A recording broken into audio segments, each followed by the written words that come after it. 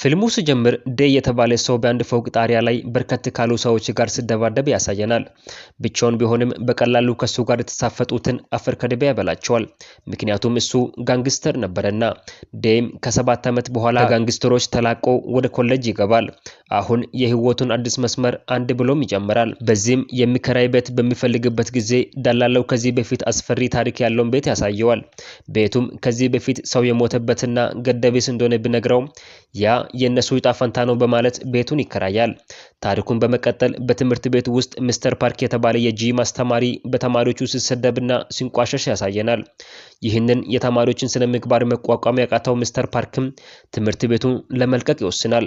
በዚህ ምክንያትም የትምህርት ቤቱ ርዕሰ መምህር አስተማሪዎችን በሙሉ ከሰበሰባቸው በኋላ በሚስተር ፓርክ ቦታ ሌላ አስተማሪ እንዲፈልጉ ይነግራቸዋል። አስተማሪዎቹም በሚስተር ፓርክ ቦታ ከተማሪዎቻቸው ስነ ምግባር አንጻር ፈልጎ ማግኘት ከባድ እንደሆነ ቢናገሩም ከአስተማሪዎቹ መካከል ሚስተር ኢም የተባለ አስተማሪ ከዚህ በፊት የሱ ተማሪ ለሆነው ለዴም ይደውልለታል። ዴምም ስራ ፍለጋ ላይ ስለነበረ የመጣለትን ጥሩ አጋጣሚ ተጠቅሞ ስራውን ለመስራትም ይስማማል። በሚቀጥለው ቀንም በስኩተር ወደ ቤት ትምህርት ቤት ሲመጣ እንመለከታለን። እየመጣ ባለበት ሰዓትም የትምህርት ቤቱ የተወሰኑ ተማሪዎች ተቀምጦ ሲጋራ ሲያጨሱ ያያቸዋል። እሱም እንዳያጨሱ ቢመክራቸው እነሱ ግን በቀላሉ ሊፋቱት አልፈለጉም። ሊደበደቡትም ፈለጉ። እሱ ግን በቀላሉ አሸንፏቸው ስርዓት አስተምሯቸው ወደ ትምህርት ቤቱ ይሄዳል። እዛም ርዕሰ መምህሩንና ሌሎች አስተማሪዎችን ያገኛቸዋል። አስተማሪዎቹም ስለ አስቸጋሪ ተማሪዎቻቸው ከነገሩት በኋላ ሚስ ዩሪ ወደ ተመደበበት ክላስም ተወስዷለች። ዴም ወደ ክላስ ቢገባም ተማሪዎቹ ትኩረት አልሰጡትም። እሱም በዚህ በጣም ተናዶ ትኩረታቸውን ለመሳብ ስል የያዘውን ማስታወሻ በጠረጴዛው ላይ ሲመታ ሁሉም ተማሪ ዝም ጸጥ ረጭ ብሎ እሱን መከታተል ይጀምራሉ። ከተማሪዎቹ መካከል ሲያጨሱ ያገኛቸው ነበሩና ሌላ ነገር እንዳያመጣባቸው ፈሩ። እሱ ግን ስሙን በሰሌዳ ላይ ከጻፈ በኋላ ራሱን ለማስተዋወቅ ቢፈልግም ተማሪዎቹ በስሙ ሳቁበት። እሱ ግን ምንም አልመሰለው። ከክላስ በኋላም ጂሁን የተባለች ተማሪ ሌላኛዋን ተማሪ እንዴት ገንዘብ መስራት እንደሚቻልም ትጠይቃታለች። እሷም ለገንዘብ ስትል የማታደርገው ነገር የለም። በኋላም ቢዩንና ካንግ የተባሉ ሁለት ተማሪዎች ወደ ጂሁን በመቅረብ የተሻለ ስራ ያቀርቡላታል። እሷም ያለምንም ማንገራገር ስራውን መቀበል እንዳለባትም ይነግሯታል። የዛን ቀን ምሽትም ዴ ወደ ቤቱ በስኩተር በሚሄድበት ጊዜ ከጂሁን ጋር ይጋጫል።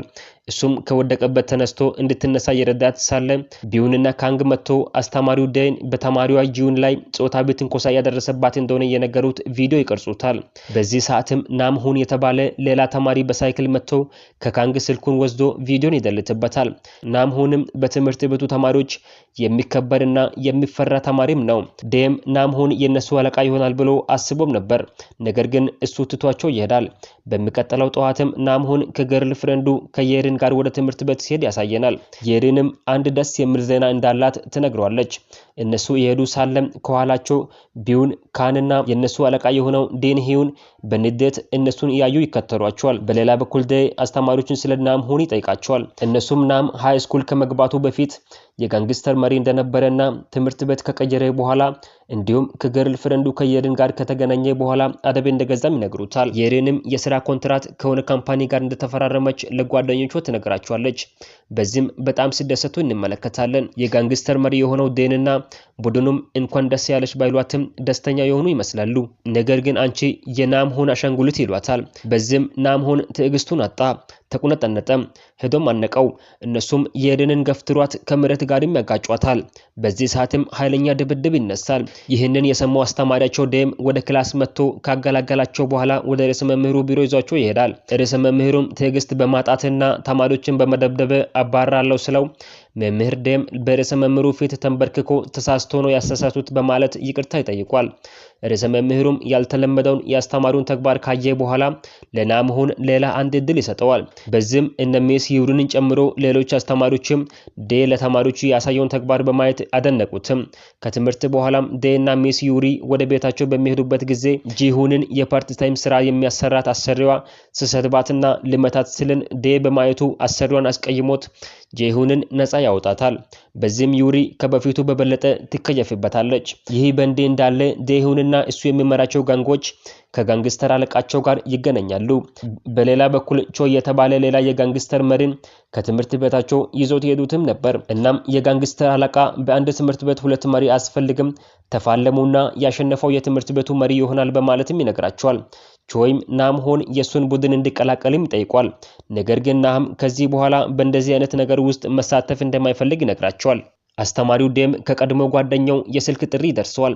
ጓደኛው ችግር ውስጥ እንደሆነ ነግሮት ናና አግዛኝ ስለው ዴም እነን በቀድሞ ቦታ አትፈልገኝ አታገኘኝም ይሏል። አሁን ላይ በማስተማሩ ላይ ብቻ ማተኮሩን ይነግሯል። በሌላ በኩል ሚስተር ሊ የተባለ አስተማሪ የዴንን የኋላ ታሪኩን በትምህርት ቤት በሚስጥር ማየት ይጀምራል። ሚስተር ሊም ስለ ዴ እነ ሚስ ዩሪና ሌሎች አስተማሪዎች ባሉበት ቦታ ላይ መጥፎ ነገር መናገር ይጀምራል። ለዚህም ምክንያቱ ሚስተር ሊ ሚስ ዩሪን ስለሚወዳትና በሷና በዴ መካከል ያለውን ቅርበት ባለመውደዱና በቅናት በመነሳሳቱ ነበር። በክላስ ውስጥም ቾይ ናምሁንን የራሱ ለማድረግ በሐሳብ ተውጧል። እናም አንድ ሐሳብ ይመጣለታል። ይህም የኤደን ለተፈራረመችበት ካምፓኒ የኤደን ስታጨስ የሚያሳይ ፎቶ አሳይቶ የኤደንን ከስራ ማስባረር ነበር። ይህንን ናምሁን ሲሰማ በጣም ይናደድበታል። በኋላም ይጣላሉ። ነገር ግን የኤደን እንዳትጎዳ በማለት የቾይን ግሩፕ ለመቀላቀልም ይስማማል። የዛን ቀን ማታም የዴይ አባት ወደ ዴይ በመምጣት ስሚ በክፉ ሲወራ መስማት አልፈልግም ይሏል። ዴም አሁን አስተማሪ እንደሆነ ነግሮት ምንም አይነት ችግር ውስጥ እንደማይገባና ሌሎችም እንዳይገቡ እንደሚጠብቅም ከነገረው በኋላ አባቱ ይሄዳል። በመጨረሻም የትምህርት ቤቱን የጋንግ መሪ ሆኖ ለመመረጥ የሚደረግ የዴንና የቾይ ግሩፕ የሚፋለሙበት ቀንም ስለደረሰ ተያይዞም ማንም ወደ ማይዛቸው ጸጥ ያለ ቦታ ይሄዳሉ። የዴን ግሩፕም ናምሆን ከዚህ በኋላ ለምንም አይነት ዓላማ ከማንም ጋር ፋይት አልገጥምም ያለውን ከቾይ ጋር ሲያዩት ተገረሙ። አስተማሪዎቹም ይህንን ከሰሙ በኋላ ፊልሙን ለማየት ወደ ቦታው ለመሄድም ይወስናሉ። እየተደባደቡ ሳለም ዴ ወደ እነሱ መጥቶ አቁሙ ይላቸዋል። እነሱ ግን ከምንም አልቆጠሩትም። እሱም በመጨረሻ ሊያገላግላቸው ሲገባ መቱትም። እሱም ሊጎዳቸው አልፈለገምና ቀለል አድርጎ ይመታቸው ነበር። እነሱ ግን ስላመረሩ ናምሁን ከሱ ጋር በመሆን ከደበደቧቸው በኋላ በስርዓት አስቀምጧቸው ከዚህ በኋላ መደባደብ እንደሌለባቸውና ትምህርታቸው ላይ ብቻ ማተኮር እንዳለባቸው ሲመክራቸው ሌሎች ድብድቡን ለማየት የመጡ አስተማሪዎችም ይህንን በማየታቸው ተገረሙ። ይሁን እንጂ ትምህርት ቤቱ ዴን ተማሪዎችን እንደዚህ እንዲሆኑ ያደረከው አንተ ነህ በማለት ያባርሩታል። በዚህም በጣም አዝኖ ወደ ቤቱ ሲሄድ ናምሁንና ሌሎች ተማሪዎች ከክላሳቸው ወጥቶ ዴንን ይደግፉታል።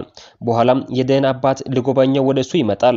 አባቱም ባለመደባደብና ተማሪዎችንም እንዳይደባደቡ በማድረግ እጅግ ኮርቼባለሁ ይሏል። ፊልሙ ሲያበቃም የዴይ አባት የሚያስገነባውን ዘመናዊ ትምህርት ቤት ያሳየን ነው።